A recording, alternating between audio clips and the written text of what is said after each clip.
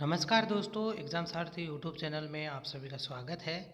Indian polity के आज के हम वीडियो में नागरिकता टॉपिक के अंतर्गत पढ़ने वाले हैं नागरिकता संशोधन अधिनियम 2019, जिसे कि आप CAA 2019 के नाम से जानते हैं।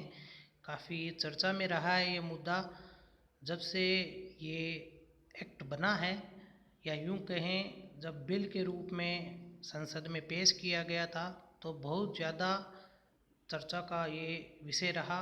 बहुत सारे विवाद भी देखने को मिले। तो इस वीडियो में हम डिस्कस करने वाले हैं नागरिकता संशोधन अधिनियम 2019 यूपीएससी की दृष्टि से, प्रीलिम्स और मेंस की दृष्टि से, साथ ही RS एग्ज़ाम की दृष्टि से भी ये बहुत ही महत्वपूर्ण है। इंटरव्यू की दृष्टि से भी बहुत ही अच्छा टॉपिक ये माना जा सकता है। तो चलिए शुरू करते हैं। बात करते हैं नागरिकता संशोधन अधिनियम 2019 की।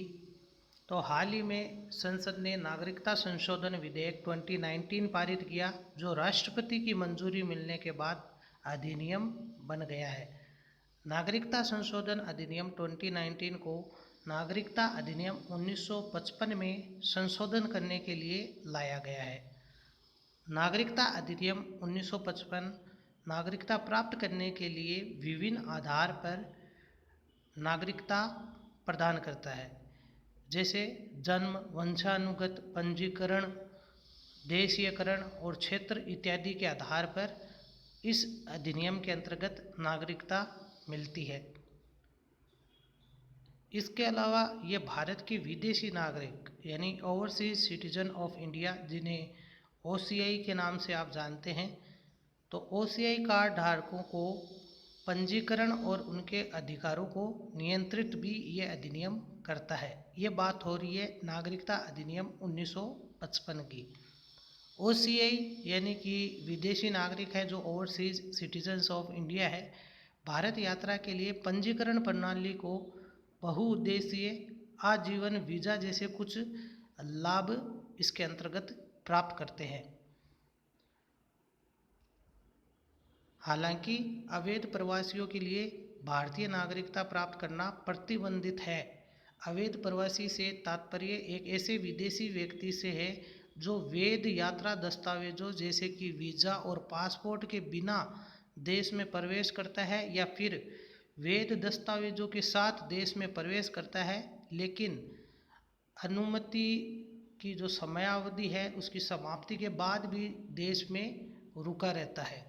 अवैध प्रवासी पर भारत में मुकदमा चलाया जा सकता है और उसे निर्वासित या कैद किया जा सकता है। सितंबर 2015 और जुलाई 2016 में सरकार ने अवैध प्रवासियों के कुछ समूह को कैद या निर्वासित करने से छूट दी थी। अब जो संशोधन अधिनियम 2019 लाया गया है, इसमें क्या क्या प्रावधान हैं वो हम डिस्कस करने वाले हैं। विधेयक में किए गए संशोधन के अनुसार 31 दिसंबर 2014, ये तारीख बहुत ही महत्वपूर्ण है क्योंकि इस संशोधन की जो बेस डेट है यही है 31 दिसंबर 2014 को, या उससे पहले अफ़गानिस्तान, बांग्लादेश और पाकिस्तान, इन 3 देशों से भारत आए हिंदुओं, सिखों, बौद्धों, जैनियों, पारसियों एवं ईसाइयों को अवैध प्रवासी नहीं माना जाएगा। इन प्रवासियों को उपरोक्त लाभ देकर प्रदान करने के लिए, यानी कि नागरिकता प्रदान करने के लिए केंद्र सरकार को विदेशी अधिनियम 1946 और पासपोर्ट, जो कि भारत में प्रवेश के लिए है, पासपोर्ट अधिनियम 1920 में भी छूट प्रदान करनी होगी। 1946 और 1920 के अधिनियम केंद्र सरकार को भारत में विदेशियों के प्रवेश, निकास और निवास को नियंत्रित करने की शक्ति प्रदान करते हैं। पंजीकरण या देशीयकरण द्वारा नागरिकता अधिनियम किसी भी व्यक्ति को पंजीकरण यानी रजिस्ट्रेशन या देशीयकरण द्वारा नागरिकता प्राप्ति के लिए आवेदन करने की अनुमति प्रदान करता है, लेकिन इसके लिए कुछ योग्यताओं को पूरा करना अनिवार्य है। ये आपके अधिनियम 2019 की बात हो रही है। आवेदनकर्ता आवेदन करने के 1 वर्ष पहले से भारत में रह रहा हो या उसके माता पिता में से कोई एक भारतीय नागरिक हो तो वह पंजीकरण के बाद नागरिकता के लिए आवेदन कर सकता है। स्वाभाविक रूप से नागरिकता प्राप्त करने की योग्यता में से ये एक है कि व्यक्ति आवेदन करने से पहले एक निश्चित समयावधि से भारत में रह रहा हो या केंद्र सरकार में नौकरी कर रहा हो या कम से कम 11 वर्ष का समय उसने भारत में बिताया हो। तो ये तो थी बात नागरिकता अधिनियम भारतीय नागरिकता अधिनियम 1955 की। अब 2019 में क्या किया गया है कि इस योग्यता के संबंध में विधेयक जो लाया गया है 2019 का CAA या CAB 2019, इस विधेयक में अफगानिस्तान, बांग्लादेश और पाकिस्तान के हिंदुओं, सिखों, बौद्धों, जैनियों, पारसियों के लिए एक प्रावधान किया गया है। इन समूह के जो व्यक्ति हैं इनके लिए 11 साल की अवधि को घटाकर 5 साल कर दिया गया है। इसके अलावा नागरिकता प्राप्त करने पर ऐसे व्यक्तियों को भारत में उनके प्रवेश की तारीख से भारत का नागरिक माना जाएगा और उनके खिलाफ अवैध प्रवास या नागरिकता के संबंध में कानूनी कार्रवाई बंद की जाएगी। ये बात हो रही है इन कुछ जो समुदाय हैं हिंदू, सिख, बौद्ध, जैनी, पारसी, ईसाई जो कि अफ़गानिस्तान, बांग्लादेश से आए हैं, पाकिस्तान, इन 3 देशों से आए हैं, इनके लिए ये चीज़ें लागू होगी। अब है संशोधित अधिनियम की व्यावहारिकता। जो 2019 का अधिनियम बना है इसकी व्यावहारिकता क्या है कि अवैध प्रवासियों के लिए नागरिकता का ये प्रावधान संविधान की 6ठी अनुसूची में शामिल असम, मेघालय, मिजोरम और त्रिपुरा के आदिवासी क्षेत्रों पर लागू नहीं होगा। इन आदिवासी क्षेत्रों में कार्बी आंगलोग असम, गारो हिल्स मेघालय, चकमा जिला मिजोरम और त्रिपुरा आदिवासी क्षेत्र जिला शामिल है। तो इसके अलावा ये बंगाल ईस्टर्न फ्रंटियर रेगुलेशन 1873 के तहत इनर लाइन में आने वाले क्षेत्रों पर भी लागू नहीं होगा। इन क्षेत्रों में इनर लाइन परमिट के माध्यम से भारतीयों की यात्राओं को विनियमित किया जाता है।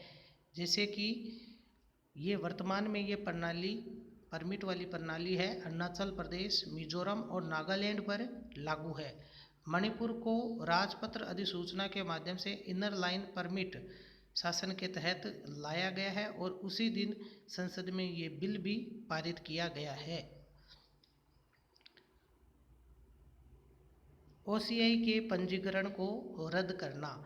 अधिनियम में ये प्रावधान है कि केंद्र सरकार कुछ आधारों पर OCI overseas citizens of India के पंजीकरण को रद्द कर सकती है। और इसमें कौन कौन से वो प्रावधान है कि यदि OCI ने धोखाधड़ी द्वारा पंजीकरण कराया हो, यदि पंजीकरण कराने की तिथि से 5 वर्ष की भीतर के अवधि के भीतर OCI कार्ड धारक को 2 साल या उससे अधिक समय के लिए कारावास की सज़ा सुनाई गई हो, या फिर यदि ऐसा करना भारत की संप्रभुता और सुरक्षा के हित में हो तो OCI का पंजीकरण रद्द कर दिया जा सकता है। इन 3 स्थिति में OCI पंजीकरण रद्द किया जा सकता है। पहला धोखाधड़ी के मामले में, दूसरा जब उससे अगर कोई 2 या उससे अधिक साल की सज़ा हो, और तीसरा अगर उस OCI के पंजीकरण रद्द करने से भारत की संप्रभुता और सुरक्षा के हित में आवश्यक हो तो।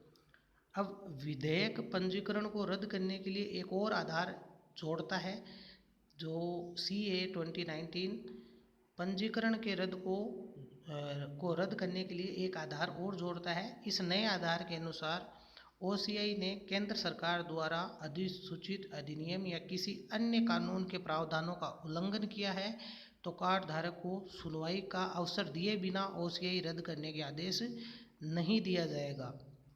अब संशोधन अधिनियम को लेकर के चिंता क्या है, तो पहला है उत्तर पूर्व के मुद्दे। ये 1985 के असम समझौते का उल्लंघन करता है जिसमें कहा गया है कि 25 मार्च 1971 के बाद बांग्लादेश से आए अवैध प्रवासियों को धर्म की परवाह किए बिना देश से बाहर निकाल दिया जाएगा। आलोचकों का तर्क ये है कि नागरिकता संशोधन अधिनियम के आने से राष्ट्रीय नागरिक रजिस्टर यानी national register of citizens NRC का प्रभाव खत्म हो जाएगा। असम में अनुमानित 20 लाख या 20 मिलियन अवैध पर बांग्लादेशी प्रवासी है और उनके कारण राज्य के संसाधनों और अर्थव्यवस्था पर बहुत अधिक दबाव पड़ने के अलावा राज्य की जनसांख्यिकी में भी भारी बदलाव आया है। आलोचकों का तर्क ये भी है कि ये संविधान के अनुच्छेद 14 का उल्लंघन है, जो नागरिकों और विदेशी दोनों को समानता और अधिकार की गारंटी देता है, यानी कि धर्म के आधार पर उनमें कोई भेदभाव नहीं होगा, क्योंकि धर्मनिरपेक्षता का सिद्धांत संविधान की प्रस्तावना में निहित है। तो धर्म के आधार पर कुछ समूहों को इस विधेयक के तहत नागरिकता देना और कुछ समूहों को नहीं देना, ये समानता के अधिकार का उल्लंघन है, ऐसी बातें कही गई है। भारत में कई अन्य शरणार्थी हैं जिनमें श्रीलंका, तमिल और म्यांमार से आए हिंदू रोहिंग्या भी शामिल है, लेकिन उन्हें इस अधिनियम के तहत शामिल नहीं किया गया है। यानी कि जो हिंदू रोहिंग्या है उनको भी शामिल नहीं किया है। जो श्रीलंका या म्यांमार से आए हैं, वे तमिल हैं जो श्रीलंका में रहते हैं। अवैध प्रवासियों और सताए गए लोगों के बीच अंतर करना सरकार के लिए मुश्किल होगा। विधेयक उन अधार्मिक उत्पीड़न की घटनाओं पर प्रकाश डालता है जो इन 3 देशों में हुए हैं, जो उन देशों के साथ हमारे द्विपक्षीय संबंधों पर बुरा असर डाल सकता है। ये विधेयक किसी भी कानून का उल्लंघन करने पर OCI पंजीकरण को रद्द करने की अनुमति देता है। ये एक ऐसा व्यापक आधार है जिसमें मामूली अपराधों सहित कई प्रकार के उल्लंघन शामिल हो सकते हैं, जैसे नो पार्किंग क्षेत्र में पार्किंग जैसे मुद्दे पर भी अगर कानूनी कार्रवाई होती है, सज़ा होती है, तो OCI को पंजीकरण को रद्द करने की अनुमति है। अब सरकार का क्या रुख है? सरकार ने स्पष्ट किया है कि पाकिस्तान, अफगानिस्तान और बांग्लादेश इस्लामिक राष्ट्र है जहां मुसलमान बहुसंख्यक है, इसलिए उन्हें उत्पीड़ित अल्पसंख्यक नहीं माना जा सकता है। मुसलमानों की यहाँ बात हो रही है। तो सरकार के अनुसार इस विधेयक का उद्देश्य किसी को लेने की बजाय नागरिकता देना, सहायता देना इसका उद्देश्य है। ये विधेयक उन सभी लोगों के लिए एक वरदान के रूप में है जो विभाजन के शिकार हुए हैं और अब ये 3 देश लोकतांत्रिक इस्लामिक गणराज्यों में परिवर्तित हो चुके हैं। सरकार ने इस विधेयक को लाने के कारणों के रूप में पाकिस्तान और बांग्लादेश में अल्पसंख्यकों के अधिकारों और सम्मान की रक्षा करने में धार्मिक विभाजन और बाद में नेहरू लियाकत संधि की 1950 की विफलता पर भारत के विभाजन का हवाला दिया है। आज़ादी के बाद 2 बार भारत ने माना है कि उसके पड़ोस में रह रहे अल्पसंख्यक उसकी जिम्मेदारी है। सबसे पहले विभाजन के तुरंत बाद और बाद में 1972 में इंदिरा मुजीब संधि के दौरान भारत ने 1.2 मिलियन से अधिक शरणार्थियों को आश्रय दिया था। ये एक ऐतिहासिक तथ्य है कि दोनों अवसरों पर केवल हिंदू, सिख, बौद्ध और ईसाई ही भारत की शरण में आए थे। श्रीलंका, म्यांमार के अल्पसंख्यकों को इसमें शामिल न करने के सवाल पर सरकार ने स्पष्ट किया कि शरणार्थियों को नागरिकता देने की प्रक्रिया विभिन्न सरकारों द्वारा समय समय पर अनुच्छेद 14 के तहत उचित योग्यता के आधार पर की गई है। यानी कि नागरिकता देने की जो प्रक्रिया है वो अलग अलग सरकारों द्वारा अलग अलग समय पर अनुच्छेद 14 के तहत ही उचित योग्यता के आधार पर की गई कार्रवाई है, नागरिकता उनको दी गई है। जनवरी 2019 में सरकार ने असम समझौते की धारा 6 के कार्यान्वयन के लिए उच्च स्तरीय समिति की बैठक बुलाई और समिति से आग्रह किया कि वह केंद्र सरकार को जल्द से जल्द अपनी रिपोर्ट प्रस्तुत करने के लिए प्रभावी कदम उठाने हेतु प्रावधान करें। इस प्रकार सरकार ने असम के लोगों को आश्वासन दिया है कि उनकी भाषा, सांस्कृतिक और सामाजिक पहचान हमेशा सुरक्षित रहेगी। इस कानून से उस पर कोई प्रभाव नहीं होगा और इसका निष्कर्ष ये निकलता है CAA 2019 का कि इस अधिनियम के प्रावधानों की व्याख्या और इसकी संवैधानिकता का परीक्षण करने के लिए संविधान के संरक्षक होने के नाते सर्वोच्च न्यायालय अब इस बात का भी परीक्षण करता है कि क्या अनुच्छेद 14 का परीक्षण किया गया है या नहीं, क्या अनुच्छेद 14 का उल्लंघन हुआ है या नहीं, उसके अनुरूप है कि नहीं, अधिनियम में किया गया वर्गीकरण उचित है या नहीं। भारतीय नागरिकता के मौलिक कर्तव्यों में अपने पड़ोसी देशों में जताए गए लोगों की सुरक्षा करना शामिल है, लेकिन सुरक्षा कार्य संविधान के अनुसार ही होना चाहिए। इसके अलावा पूर्वोत्तर के लोगों को ये समझाने के लिए और अधिक रचनात्मक ढंग से प्रयास किया जाना चाहिए कि इस क्षेत्र के लोगों की भाषाई, सांस्कृतिक और सामाजिक पहचान का संरक्षण किया जाएगा। तो ये है आपका CAA 2019 और इसमें किए गए प्रावधान। इसमें होने वाले कौन कौन से विवाद हैं, कौन कौन से मुद्दे हैं, क्या क्या इसकी व्यावहारिकता है और निष्कर्ष क्या है, ये सब कुछ हमने इस वीडियो में देखा। तो ऐसे ही इस सीरीज़ को हम आगे बढ़ाएंगे। नागरिकता से संबंधित जो हमारा टॉपिक है इंडियन पॉलिटी का, ये और आगे विस्तृत रूप में हम डिस्कस करेंगे। तो ये वीडियो अगर आपको पसंद आया हो तो इसे लाइक करें, शेयर करें, हमारे चैनल को सब्सक्राइब करें। धन्यवाद।